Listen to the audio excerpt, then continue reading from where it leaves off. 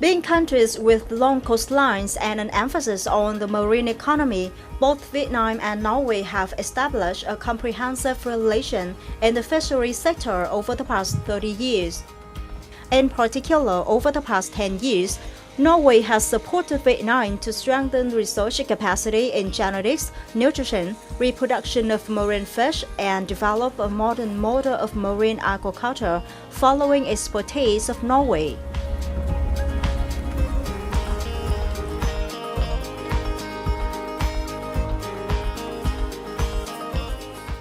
Vietnam has been making great effort to fulfill its commitments to international and regional organizations in implementing responsible fisheries. Therefore, the exchange of information, experience, and close cooperation with advanced fishery countries such as Norway is very important.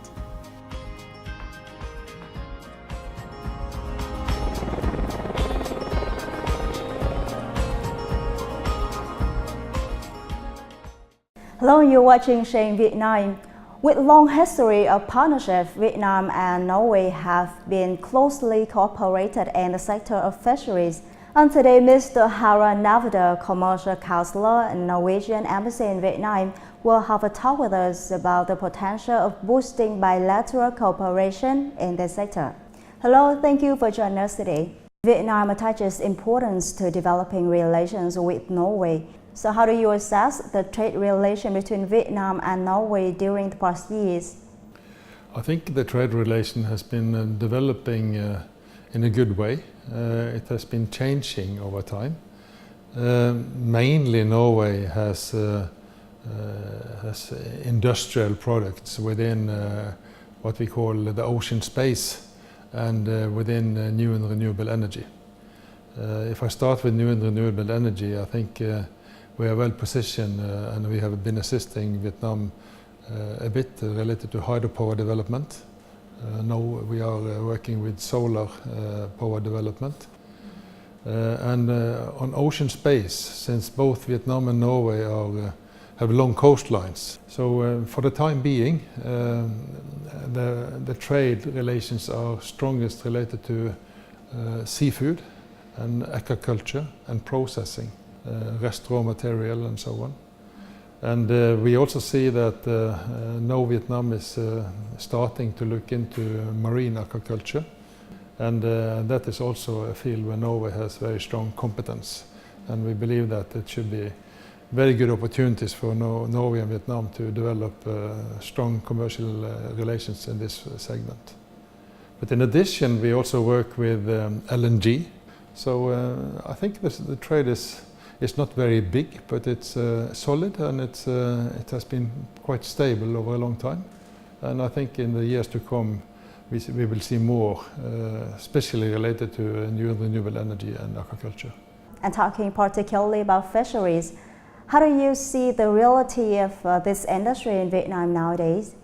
You can say that the cooperation on fisheries so far has been mainly related to capacity building, to research collaboration, to training, but there have not been very much commercial cooperation within the fisheries. The Norwegian fisheries and the Vietnamese fishery were very similar in the 1950s, 1960s.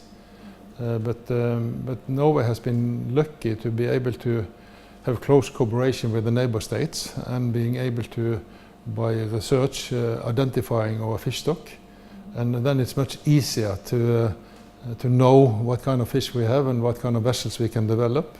And we have also been utilizing advanced equipment for fish finding, for handling the fish. We have a lot of ships today with factories on board that is processing the fish immediately when it's fished. And here Vietnam have a way to come, because you have so many small boats and they don't so far have very advanced equipment. So I think in the years to come we will see that Vietnam will modernize its fleet, and I think that is necessary to be able to give the fishermen a good income. But naturally there is also a challenge that you cannot do this too quickly, because when you are reducing the number of boats, you have to find other work for the fishermen. So that is also a social challenge that Vietnam have to take very seriously. Then do you think what can we do to tackle our challenges and improve the quality of Vietnamese fisheries?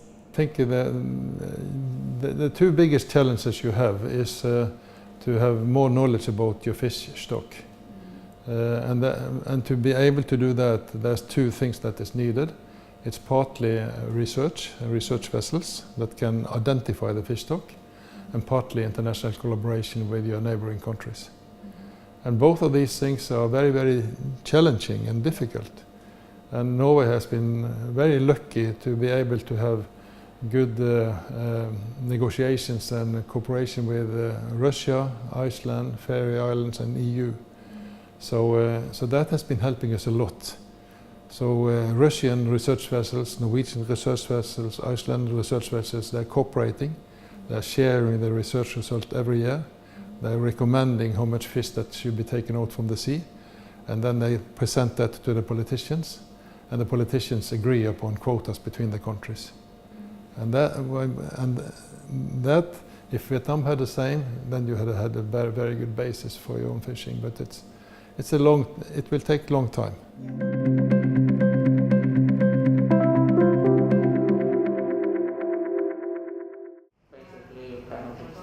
As part of regular activities to promote cooperation between the two countries in the fisheries sector, the Vietnam-Norway Fisheries Seminar took place with the purpose of sharing information on management in the sector, monitoring, controlling and surveilling fishing activities, promoting sustainable fishing practice, and exploring Norway's experience in dealing with illegal, unreported and unmanaged fishing, or IUU.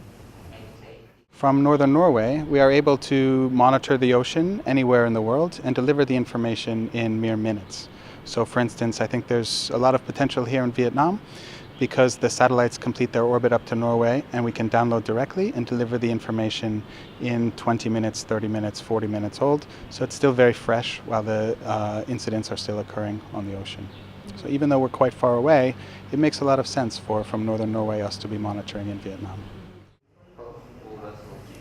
At the seminar, Vietnam introduced new points in the Fishery Laws 2017, implementing international instruments and efforts by Vietnam to combat IUU fishing, manage fisheries as well as fisheries development policy and fleet modernization mechanism. Có thể nói là trong những năm gần đây, công tác điều tra nguồn lợi thủy sản phục vụ cho dự báo ngư trường đã được coi như là đầu tư. Và những cái kết quả này đã từng bước coi như là giúp cho cái ngành khai thác thông qua các cái bản dự báo về ngư trường nó khai thác được hiệu quả hơn, tiết kiệm chi phí hơn cho coi như là người dân. Bên cạnh đó thì cái việc mà chúng ta có những cái thông tin về nguồn lợi thủy sản thì cũng giúp cho ngành định hướng trong cái tái cơ cấu ngành khai thác cho nó phù hợp. Trong đó có lĩnh vực về coi như là số lượng tàu thuyền, rồi là cơ cấu nghề ngư cụ cho nó phù hợp với lại cái trữ lượng nguồn lợi của chúng ta. Norwegian companies have shared the practical use of technology in ocean management and product preservation right on boat after catching. These are also areas of great potential for commercial cooperation between the two countries in the fishery sector.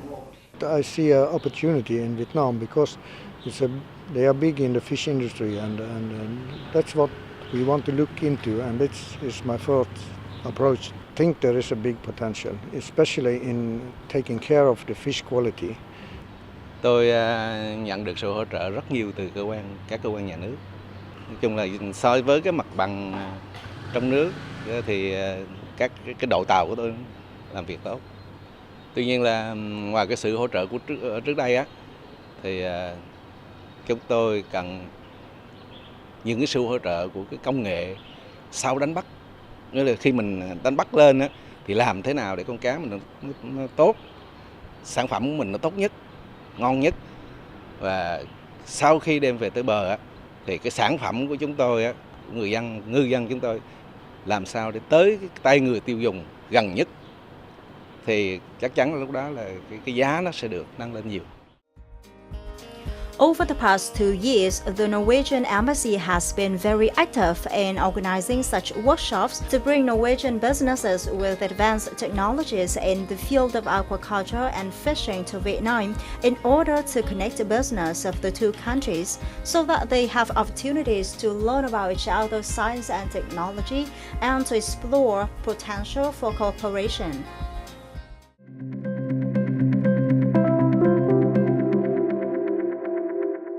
You know, here in Vietnam, Norway is well known especially for high quality products of fisheries. So can you share with us some experiences in this aspect? When you are fishing fish, immediately when the fish is coming on board the ship, you have to take care of it in a proper way. And all Norwegian vessels, they have different kind of freezing systems and what we call refrigerated seawater systems that is cooling the fish down to 0 degrees immediately. And that means that the fish meat is kept fresh for a long, long time. So 100% of the fish that is brought to port in Norway can be used for human consumption. And in addition to that, we also now have a philosophy in Norway that we should utilize 100% of the raw material.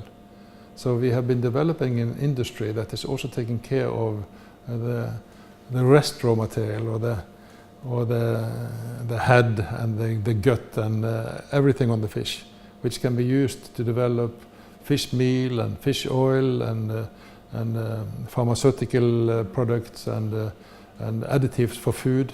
And the only way you can do that is to take care of the fish immediately when you get it on board in your ship. You know, we also wish to learn from your experience in making policy and tracking the illegal fishing activities or preventing the IUU activities, thereby improving our relevant legal system. Naturally, all these things are in a way but put together. So what we see is that you need to have good research systems, and then you need to have good resource planning and regulations given by our Directorate of Fisheries and the authorities. And in addition to that, you have to have very good control during the fishery by having monitoring and control and surveillance systems that can identify how the fishing is taking place. And in Norway we only have 6,000 fishing vessels now and only 1,000 large. But still they are fishing about the same amount of fish as in Vietnam, where you have 108,000 fishing vessels. So it means that it's much easier to control 6,000 boats than 108,000 boats. But we see that you need to have a regulatory framework, you need to have strong regulations, you need to have a coast guard and a police that can implement it and make sure that everything is happening in the right way. And then slowly you will have a zone fishing industry. So how do you think Vietnam and Norway can boost the cooperation in fishery in the coming time? So what we see is that we should establish meeting places and collaboration agreements where we could meet, where we could have experience sharing, where we could discuss challenges and give advice to each other. I think that is what we can do now, and that definitely also we have the knowledge on ship design, we have the knowledge on ship gear design, on fishing gear. We would also be very interested naturally to work together with Vietnam on the commercial matters to develop your industry along the way. So this is two things that I think is put together. When people know each other and when nations know each other, it's much easier to cooperate. Mr. Hara, thanks for your time with us. And that's all for Shane Vietnam today. Thank you for watching. See you next time.